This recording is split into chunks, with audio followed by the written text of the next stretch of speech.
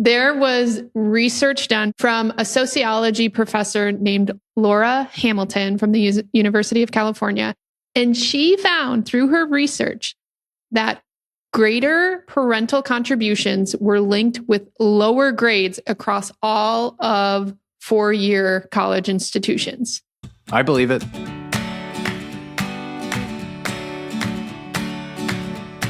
Welcome to Money Dates, the podcast that makes money conversations with your partner feel a little less taboo. I'm Natalie Slagle, a certified financial planner, and I'm joined by my husband and business partner, Dan Slagle, also a certified financial planner. Say hi, Dan. Hello. In each episode, we'll share honest stories and practical tips to help you and your partner feel more connected and confident on your financial journey. So grab your drink, get comfortable, and join us for our Money Dates. Hello, Daniel. Natalie, how are you doing? You tried to make that work. It didn't work. It didn't work. What do you mean it didn't work? It worked. Some child out there is probably named Natalie. Probably. Cool name. But here we are. We're recording again. And you're like, all right, let's move on. This did not land. I'm trying a new camera angle today. I was told that I need to back up. It looks good. I like it. What do you have for photos in the background there? You're showing a new photo for those who are watching this. Yes. Photo number 1 is a cool tennis court. And Dan and I did not grow up playing tennis, but I have gotten into tennis lately, which my next round of lessons are coming up in a few weeks. So I'm pumped about that. Did you put it on the family calendar? It is on the family calendar. Okay, Don't you then worry. It's going to happen. I think. I always love to ask couples, how do you navigate your calendars and keeping each other updated? Because our work calendar is also our personal calendar. And so our employee, Jessie, she knows exactly where we are at all times, whether it's work related or not. And I'm like, at this point, I don't care. Jessie knows everything about our life, but it is kind of funny. Well, the reason we have to do that is because we need to block off our calendar, working hours or non-working hours for certain events. And, tomorrow, our daughter has a dentist appointment at 8 a.m. Oh, we need to talk about that. Can you take her? Yeah. Okay. Let's talk about that offline. Now I want to talk about it online. So you say yes and you can't say no. Oh, actually, but if I have to drop her off, see, how do couples do this? Ooh, I don't know. We are a one-car family. We are a one-car family, so I feel like that adds a lot of complexities into who does what with our child, especially if the other person has, a meeting or another obligation. Yes, our friends who've actually been on this podcast, I won't say who, but they recently got some electric bikes, and I'm blown away. I'm like, where do I sign up? Instead of us getting a second car, we can just get an e-bike, because a lot of our shopping and daycare drop-off is all within the 2-mile radius or something. So we don't have to go that far, but far enough where we can't walk absolutely everywhere. So maybe that's on the horizon. Maybe if you have a good second half of the year, not business-wise, but just being a good person, maybe there will be a nice holiday present coming your way. I feel like you're parenting me, and I do not appreciate that. I'm not parenting you. If you're a good little girl, Natalie, you can get your e-bike. Speaking of parenting, this is going to be my really bad segue. We're going to talk about college planning and all the parental decisions and discussions that come along with it.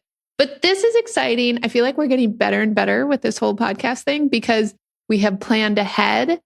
The next 2 episodes are dedicated to college planning.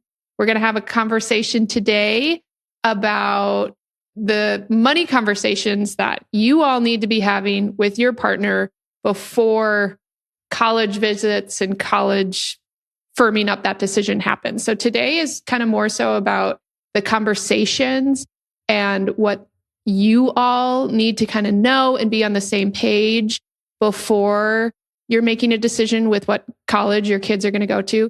But our next episode, little teaser, we actually have a guest on, an expert in college planning, to talk to our guests, especially our high earners out there who aren't going to qualify for financial aid, about just some of the thoughts and strategies when you don't qualify for financial aid. Some of the things you should be thinking about going into these conversations and college visits and all of that. But we were like, well, I feel like there's conversation to be had before we have the expert on. So we're doing 2 episodes of the same topic, kind of. And I don't know, I'm just like proud of us for our planning, and I hope people will really like it. You're one step closer to the e-bike. Yay, I'm doing it. And of course, if you have a friend, a family member, a coworker who has a kid in high school, you need to send them this episode and the episode after. Of course, just tell them to hit the subscribe button. And that way you and them can all be joyous in your college planning and other financial endeavors together. So good. So good. Where do we start? That. Where do we start? You tell me where we start. You're the one who's so excited about these topics. Let's go. Where do we start? Oh, well, the last thing I was going to say, and it's so funny because remember how in our last podcast, for those of you who listen on an ongoing basis, thank you, by the way, I was like, oh, we should start teasing them, Dan, about the work we're doing kind of for our business. So the only other thing I can say is that we have been working with a brand strategist for our business and for our podcast for a while now. And I told him that we started to reveal this, and he said, zip your lips. You cannot say anything else. That is the most you're going to say, is that you're working on something. And so, sorry, everybody. I've been told that I need to zip my lips a little bit and just keep you all posted on when the big reveal is going to happen. But there's some really cool things coming down the pipeline. Was that fair? Am I in That's trouble? fair. That's okay. No. You're good. You're good. You're totally not in trouble. I'm glad it came from him as opposed to coming from me, because I don't if it think came from you, I probably would have been like, you can't tell me what to do. We pay him to tell us what to do. And that's the thing with most couples. Like, you don't listen to your partner, but you pay someone to tell you the same thing, and everyone will follow along. No questions asked. It's asked. always good to have a third party unbiased person. It's the same thing. It's good to have a third party in these conversations to help mitigate any tension that may arise. Not that we are having tense conversations all the time, but it is, and I shouldn't say unbiased, because I feel like he, obviously has some interest in how things play out from a revealing standpoint with our new brand that we have been working on. So, we trust his opinion, and that is all we're going to share for right now. That's it. All right, let's get into the episode. We're like way past. I always say like, okay, 5 minutes max, Natalie, of small talk. And our little timer says it's been past that. We'll see what gets kept in and what doesn't. But Dan, your turn. Okay. All right. You're just rambling now. So let's get into it. So let's first talk about the topic today is conversations to have before your child goes to school, right? Goes to college. And I feel like throughout our work, most couples have never actually said a dollar figure out loud to each other about college and college costs. I feel like most couples, and it's likely the easiest option. The easiest option is to say, well, we'll figure it out. We'll just figure it out when the time comes as we get closer, which isn't necessarily a plan. To me, it's a hope. And we see this a lot. And we've talked about in previous podcast episodes about college costs, where they may land when your child turns 18, if that's the age they decide to go to school, and how to be more proactive in planning around it. I feel like the risk of skipping this whole process of developing a plan and sticking with the plan, decisions tend to be made emotionally. Would you agree? Yeah, absolutely. Especially because now your kids are teenagers, so they're in the mix. Because it's just really, I'm thinking about this conversation, and I'm thinking about, we have clients who have really young kids, right? Maybe let's say like 6 and under, and then we have clients who the 10 and plus, and the 10 plus, they might start to have opinions, especially the ones in high school, on this whole thing. So it's not only you and your partner's opinion, but it's the kid's opinion too, that again, just gets wrapped up in all of these emotions, which is why we want to lay out this framework of questions that everyone should be asking. Right. And the decision gets made emotionally, not in the ideal time, most likely. If you keep delay, procrastinate, whatever it may be.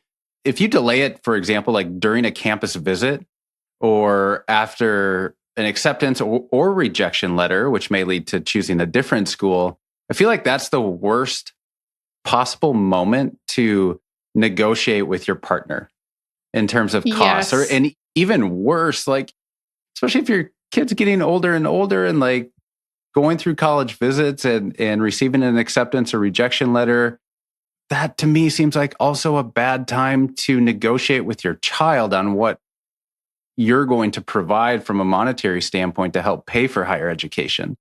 Yeah, exactly. Because what happens if the school you did get accepted to, it wasn't the top choice? It also is more expensive. And so now it's like, I guess we just go there, and I guess we never set a boundary. And so now we're going to fork over more money because it was never discussed. And my child's really sad that they didn't get into the ideal school with the ideal price tag.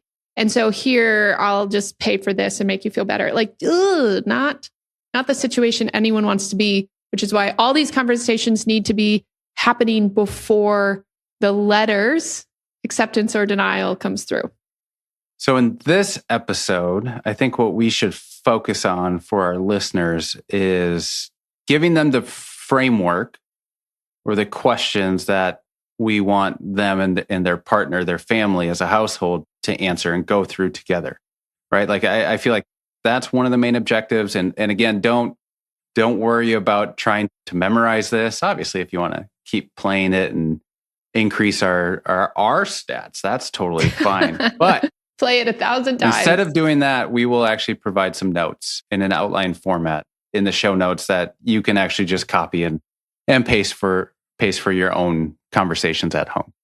Yeah, because having that worksheet, and we're going to have 7 questions, right? So having that worksheet, 7 questions plus some sub questions within it, having that lead the conversation with you and your partner helps take the pressure off of either one of you. And the focus is on what is the question and let's answer it together. So it really creates this conversation that the two of you tackle together rather than this combative conversation that can inevitably happen when we talk about money. All right. You got the first question? Question number 1. What resources do we have to pay for our children's higher education? And so what I want you to do, listener, is to lay everything out. So number 1, especially for our high earners, is cash flow. A lot of our clients with kids in college right now, they pull things out of the 529 plan. Once that's done, they can actually just afford to pay it via cash flow. Great. Maybe that's an option for you. Maybe it isn't. You'll have 529 plans, as I just said. You might have an UGMA or an UTMA custodial account. Your own, so you as the parents, your own brokerage accounts, and maybe even Roth IRA withdrawals. Again, this would be from the parents. And we would want it to be contributions, not earnings, because the contributions could be withdrawn penalty-free for qualified education expenses. But obviously, all of our alarms go off when we talk to clients and when we think about taking distributions from the retirement bucket, because how do those distributions impact your own retirement goals? And so that between the brokerage account and the Roth IRA, once we start tapping into maybe a bucket that isn't earmarked specifically for college, and then we need to really start to do the analysis of how does this impact us and are we okay with this impact? Okay, so it sounds like what should be done then is just like with any financial decision, big or small, you should always start with taking into account your financial inventory, let's call it, or your balance sheet. But in addition to cash flow, as what you described as like the number one area you should focus on, especially if you're a high earner. Right, exactly. And we'll talk about this a little bit later, but the cash flow could come into play on things that maybe you have a solid 529 plan, but there are expenses when your kid goes off to college that are not going to be qualified distributions from a 529 plan. So cash flow might have to come in regardless of what the savings buckets have kind of depending on what qualified expenses are and what the expenses your kid has. Okay. So question 1 more so leads into financial inventory. Question 2 that I would propose is, are these in like a hierarchy, would you say? No. Not necessarily. Okay. Question 2 for me would be, what is your cap? So thinking about this what is your cap isn't technically what can we afford? I think that's part of it, but more so it's what are we willing to afford without causing any sort of resentment, whether it's between you and your partner, or God forbid you have resentment for your child, but that could probably happen too. Or Yes. sacrificing like your own financial goals that you and your partner have set up, right? So if you're thinking about drawing from some of the accounts that you listed that aren't designated for higher education, what does this do to some of the other goals that you've been working on as a couple yourselves?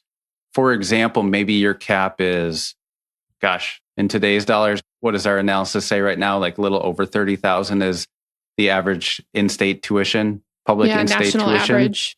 Let's just roll with 30,000. Let's say like 30,000 per year.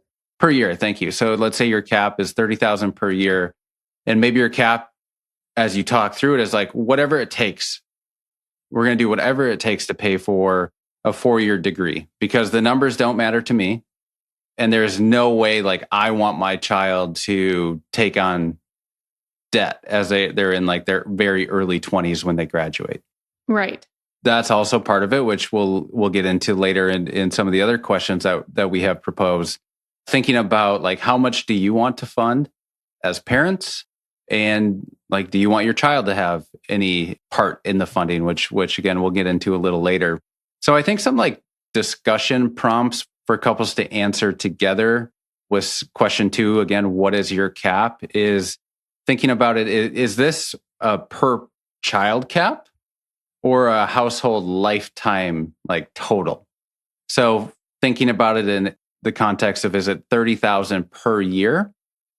Or is it, for example, like 100,000 per child is like the household lifetime total? Yeah. Or maybe it's 100,000 for all of our children. Because if it's 30,000 per year, 120 grand, and then you have 2 kids, now your household pot is 240,000. And people have more than 2 kids. And like that pot gets really big. And again, some of this, even though the dollar amount might be a lot, that doesn't mean you can't afford it. And that's why for some clients, they have said, no matter what, our kids are not walking away with debt. And they can afford that statement. But again, I really like how you were talking about this, Dan. You're talking about resentment. There could be a partner on the other side of that says, yes, like we have plenty here, but I really wanted that boat. That was 100 grand and I was going to pay for that this year. And now I might need to wait a couple years. I'm just like making something up, but like you got to talk through these things of what does paying for college per child, right? And this is why it's really important to have these conversations, especially with kid number 1. So you kind of have it set for the rest of them. But how does this impact your own personal goals? And I don't live on a lake. I don't have waterfront property. But if I was going to decide whether I'm going to want a boat or pay for my child's education, I think you know the answer to that. You would pick the education. I would consider the boat. I'd be like, I got to go test drive the boat to really make a solid decision. You're such a poser. You don't like boats. Yeah, get out of here. Okay, so we went on a pontoon earlier this summer, and I was like, "This is enjoyable. I like this pontoon." It was enjoyable because you were not driving the pontoon; you were just sitting in the pontoon, having a beverage and eating snacks. Like that's who doesn't like a pontoon in the summer with that? That's what I'm saying. Scenario. It wouldn't be this easy decision for me, Dan. I'd be like, got to test out the boat. All right. Anyways, enough of your boat rant. So let's talk about some sub questions off of, again, what is your cap? So we talked about is thinking about it, is it a per child cap or a household lifetime total cap? The other questions I would propose in this conversation is, does the cap flex by the number of kids that are going to be in college within your household simultaneously? Ooh, those are big years. Those are when you have 2 kids. You think, I mean, well, I was going to say you think daycare with multiple kids is big. And it What about is. college? Yes. As I was thinking that thought before I actually said it out loud, I was like, actually, it could be potentially comparable. That's one question to consider, especially if you have kids close in age. And then thinking about the last sub question I'd throw out there is the number the same? Is the cap the same for every child, regardless of the school, the quality, the major, or the potential ambition that you see in your child? Danny Slagle, that's a little bit, the ambition part is a little bit of a risque question in our line of work. Because I think it's true, but I would really wonder, and I don't know because we only have one kid and she's not old enough. But if you had a high schooler who just worked their butt off to get great grades and another high schooler who they did okay, C's get degrees kind of thing, are you going to give more money to the kid that got all A's versus the kid that didn't try so hard, still wants to go to college and maybe has their eyes set on like the cool fancy colleges that costs a lot? Like, does your child's ambition sway how much you give each kid? Or does that muddy the waters too much and you're like, nope, everybody gets the same amount of, I don't know. That's for every parent to decide. I don't know. What would you do in that decision, Dan? Oof, putting me on the spot with our imaginary second child right now. I might flex the cap a little bit if a child's showing some more ambition and getting good grades. There is something of like, there's some merit there, right? Like if you're going to work hard, do you get more for your hard work? Is there a lesson to be taught? And which is why maybe some of this conversation is important to have like in middle school. I don't know. I mean, of course, the answer is yes, but. Yeah, but every parent is going to make their own decision, but these are legit scenarios that you need to consider. Absolutely. Okay, let's go to the third question. Still, it's kind of similar vibe. Do you want your kids to have skin in the game? And I was so happy that I found this research in preparation for this podcast. So now I'm the stat girl. Boom, boom, boom, boom. There was research done back in 2013. Now I get it. It's old research, but just stay with me here. Okay. So from a sociology professor named Laura Hamilton from the University of California.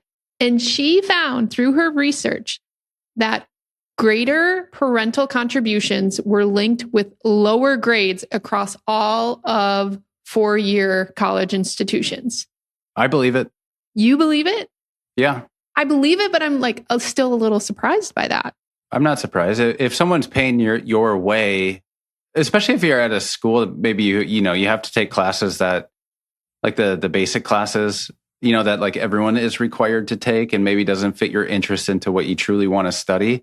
I could see potentially lower grades in like those areas for sure, those classes for sure, if someone's paying some of your way. Isn't that what happened to you? Like your worst grades was in like Don't put what I don't remember my report card in college. That. You were like, I didn't do good in theology or something. It wasn't theology. For listeners, we both did attend a private university, and those are some of the classes I was talking about. Was like theology, philosophy was required. Oh, so much philosophy. Those were the classes where I tended not to do the best at because I just thought it was more important to focus on the area that the other courses I was taking were challenging and actually like fit into my major, whereas some of these other ones were just a requirement to graduate. Sure. So this stat, according to Dr. Hamilton, it's a modest effect, not big enough to make the kid flunk out of college.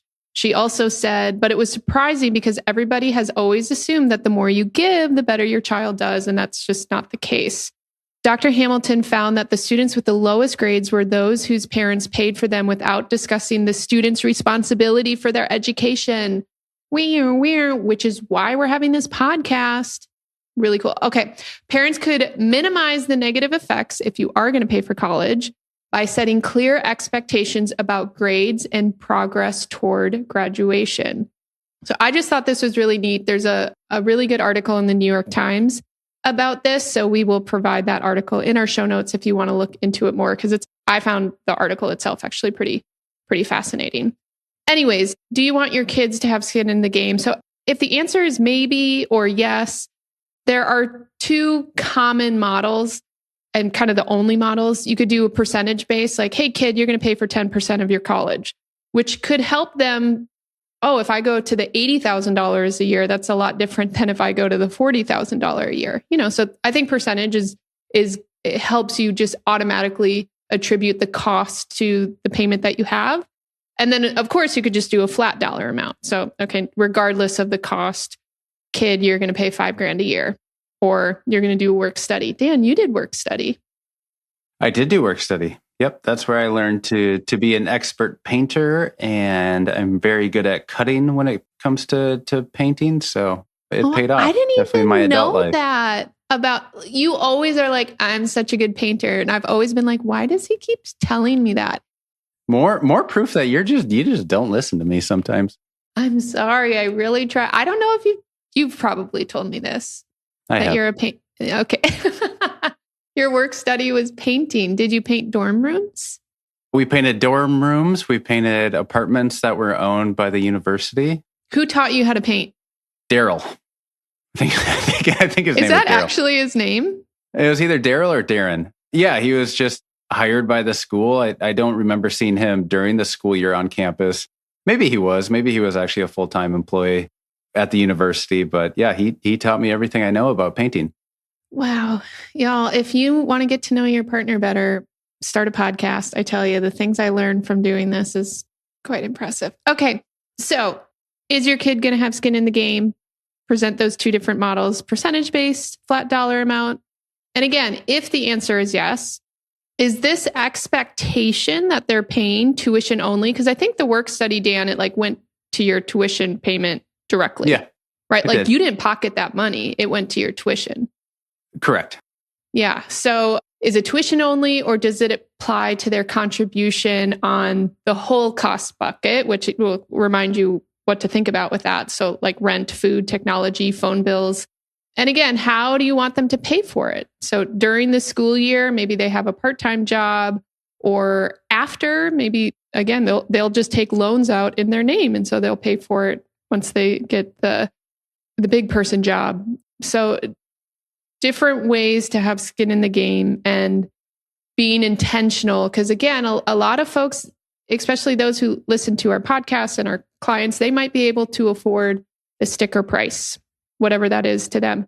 And so this could be, just because you can afford it all, I think there's discussion to be had with everyone on whether you want your kids to have skin in the game. I like it. Ready for me to give the next question? Okay, the next question is, what happens to the surplus? So I feel like this scenario, if there's some surplus, meaning leftover, and I'll give an example of what that might look like. I feel like this could be potentially the most contentious question out of everyone that we're going to propose today. Here's a scenario. Going back to our school is $30,000 a year example. So let's say that your child gets a $15,000 scholarship to a $30,000 a year school. Okay. So with that math, you have $15,000 per year in surplus, right? Mm-hmm. Following the math? Okay. Yep. So the question is, where does the $15,000 go in this example? So a few options that you should be thinking about. And again, you would know this going into your child starting school. So these are some things to think about, even most likely at that time. So option one is to keep the money yourselves as parents, right? So redirecting it to retirement accounts, putting it in bank savings, brokerage accounts, you name it. There's a lot of different options out there. The other option that we talked about is, like, for example, if you had a 529 being funded to help for higher education, and your child ultimately isn't going to be using it. If you have multiple kids, likely the best option in this instance is going to be to change the beneficiary on the account and changing the beneficiary to be the child, right? So the second to child, a younger kid. So they could use it for higher education in the future. Unless you wanted to roll it over to the Roth IRA. Oh, yeah. All these new rules, it's just hard to keep track of. Thank goodness that would be a really hard decision because you're like, well, but maybe little Susie, who's 6 years younger, would want that money. So it's almost like you might just carry the 529 plan, see what the rest of the kids do, and then make a decision. Yeah, which again, this is why it's important to have a more of a third party, unbiased decision in conversations to lay out the options for you and equip you with the information you need to make the decision that's best for your household. Because the other option B, is like you could bank some of the funds for the child who does not need the entire $30,000 per year, right? So you could, especially if you're funding it from cash flow or like brokerage accounts, bank savings, whatever it may be, you could then dedicate those surplus funds to still benefit the child in the future, whether it be helping for a portion of grad school, if that's the path they take, thinking about allocating some of those funds for a future gift to help with a down payment on a home, pay for like wedding costs, right? Some sort of seed money. I think of like your parents are going to be the first ones to invest in your business when you graduate school, but it could be an option, right? So those are some things to consider as well. Option 3 would just be to split it. So you keep some as the parents, you put it back into funding some other goals that you have, whether it's retirement or buying said boat, or you could potentially roll some of it over again to benefit the child. I think, yeah, some questions off of these options that you would also want to consider. Again, the main question here is what happens to the surplus, but thinking through this scenario, it would be like, does this incentivize my child to actively pursue merit scholarships and choose more cost-effective schools, right? Like thinking about like how it might benefit you if they don't need everything, if they get a scholarship, or how it would benefit the child. And thinking about like, does the answer change if it's a scholarship, meaning like in my mind, they earned it, or just by simply choosing a cheaper school, like they didn't spend the money. So earning versus like them actually not spending the money. And thinking about like going through this process, will you tell the child about like this rule that you have set up or your thoughts around the different options available, or wait until after they see acceptance letters or scholarships being given? Yeah, it always feels like having the conversation before the numbers start coming in feels best, especially if you're like, hey, I'm going to pay for 50 grand a year. If you don't need 50 grand a year, in a disclaimer, this kind of depends. Where is the 50 grand? Is it in the 529, in the brokerage mixture? Let's just say it's in the brokerage because that's a little easier for this example. But hey, kid, I'm going to give you 50 grand a year. And you might go to the 80 grand a year. And that means you're going to have for sure 30 grand a year with skin in the game that you're going to pay for. Or you can select the $40,000 a year. And then there's going to be $10,000 a year that you get to decide what to do. Do you want me to give it to you every year and you can spend it and have the best wardrobe out of any other kid in your school? Or do you want me to put in a brokerage account for you? You know, it's like, I think this one, to your point, is the most avoided because there's so many decisions happening. Like people are trying to make a plan around the financial impact and the school selection and like just getting in the door. You have to just take that extra step to now think about, well, what's going to happen with this extra money? Because I feel like most of the time from living through the eyes of our clients, there's not like this, hey, okay, we got to do the math and figure out how much we owe our kid because they didn't use everything that we thought they would use. Like that, from a practical standpoint, I don't know if I've ever had that happen. Yeah. All right. I'm going to play devil's advocate for our next question.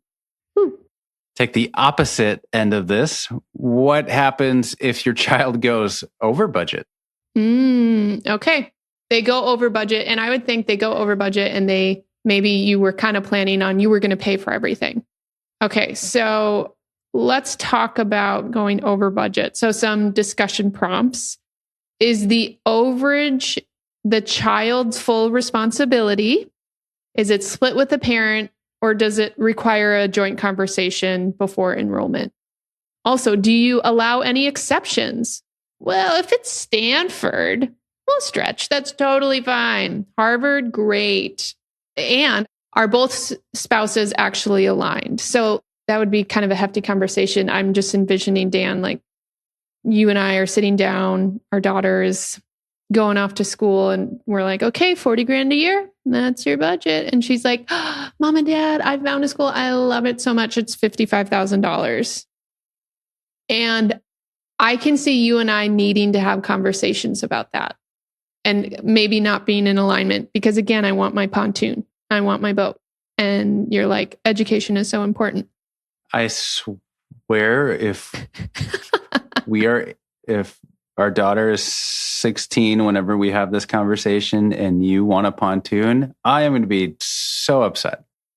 Okay, I got to get a pontoon when she's in middle school. So I got to make sure that happens. Where are you going to store the pontoon or what body of water are you going to put the pontoon on? It's ridiculous. I'm dreaming over here. Okay, how does this interact with the loans, public loans, private loans that a child can get in their name?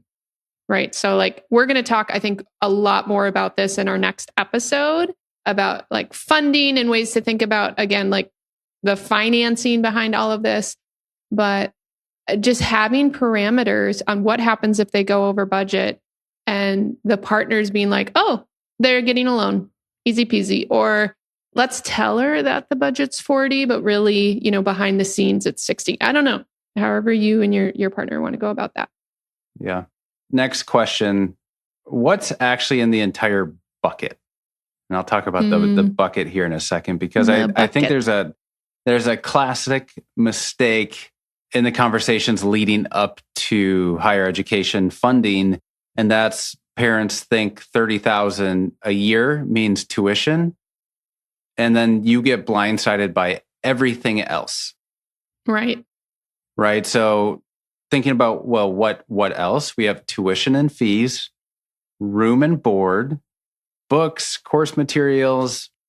There's so many costs that go into higher education in general, higher education specifically for the topic of this episode. So then think about like technology, laptop, software licenses, whatever, travel. Like if your child goes to school across the country, you're going to want to pay for flights home around the holidays during summer break, unless your child decides to stay out there, but you're going to want to see your child. So there's added travel costs associated with it. There's things like phone bills, meals for sure, spending money, even just beyond like the college meal plan. I'm sure they do meal plans still.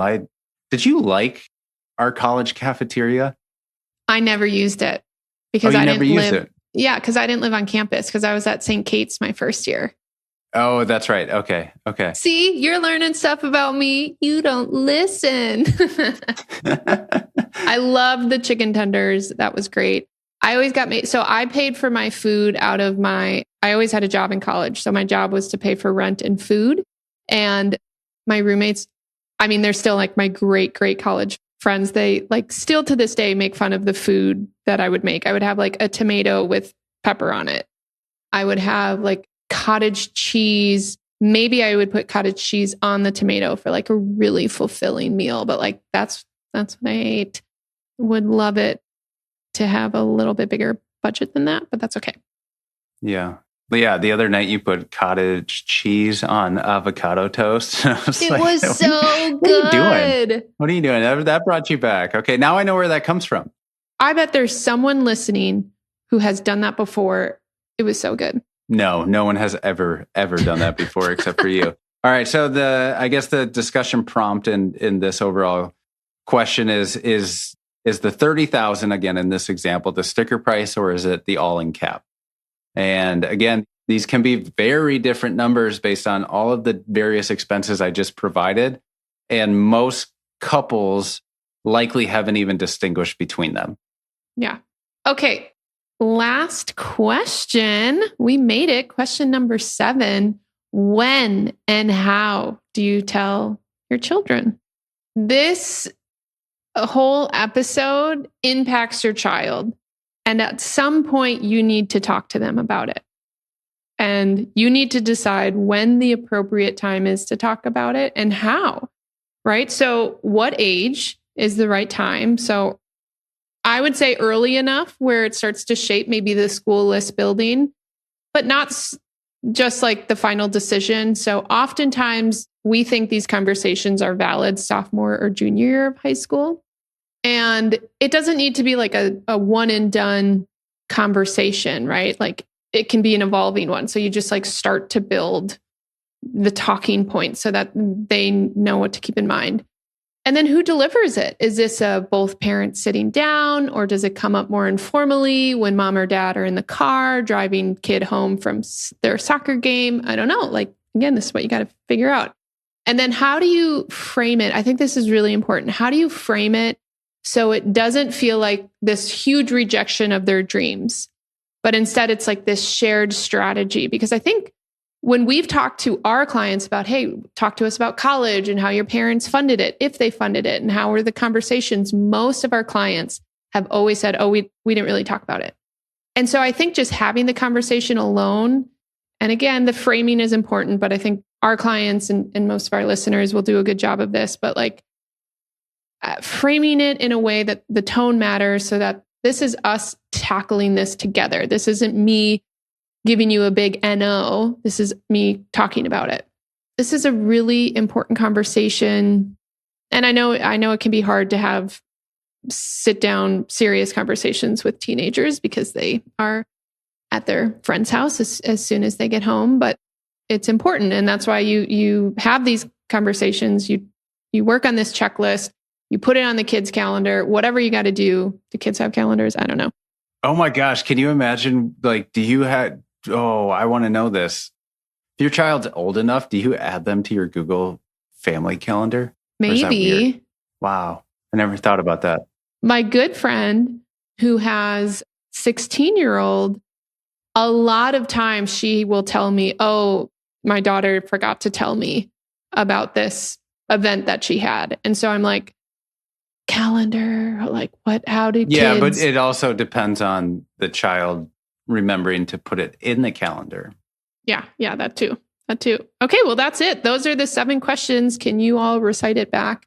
I will actually recite it back as a quick recap. So question 1, what resources do we have to pay for your children's higher education? Question 2, what is your cap? Question 3, do kids have skin in the game? Question 4, what happens to the surplus? Question 5, what happens if they go over budget? Question 6, what's actually in the bucket? And question 7, when and how do you tell the kids? So those are the 7 questions. Again, we'll put some information in the show notes so you can copy and paste it, put it in your own document. Natalie, can I close it out today? Yeah, I feel like usually you always close it out, and I don't know why I asked for permission because I'm just going to do it. I feel like today, the episode, again, this is not an official like series, but the episodes are going to coincide, right? So today was about knowing your number. Like that's the main goal of this conversation. And then the next episode that we have is really going to be about making that number work harder for you. And understanding how, did you like that? Ooh. Yeah, not bad. So again, I don't want to we won't qualify. The idea of we won't qualify for financial aid could be one of the most expensive assumptions that high earning families make. That's true. Right? Yeah. You just don't know. So again, we're going to have, did you say the name of our next guest? Tell the world. Oh, okay. So we're going to have Jonathan West. Jonathan West is an expert in everything college planning. He's going to join us in our next episode to unpack why the sticker price and the actual price can be two very different things. And to me, even more important, why school selection strategy matters as much as the application itself. So I would encourage, again, listeners to actually schedule the conversation with your partner after listening to this meeting, instead of just listening and nodding your head and being like, this is good, or you share it with your partner. You should share it with your partner, I should say. Yeah. But there's a lot of follow-up. Sit down, have these intentional conversations.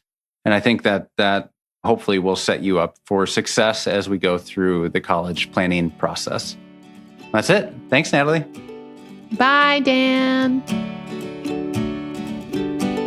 Hey, if you've enjoyed this episode and are looking for personalized financial guidance, schedule a free complimentary consultation using the link in the description below. Natalie and Dan Slagle are the founding partners of Fuse Financial Planning, a registered investment advisor. The information provided in this podcast is for informational purposes only and should not be considered investment advice or a recommendation to buy or sell any securities. Investing involves risk, including the potential loss of principal. Advisory services are offered to clients or prospective clients where Fuse Financial Planning and its representatives are properly licensed or exempt from licensure. For more information, including our disclosures, please visit our website at www.fusefinancial.com.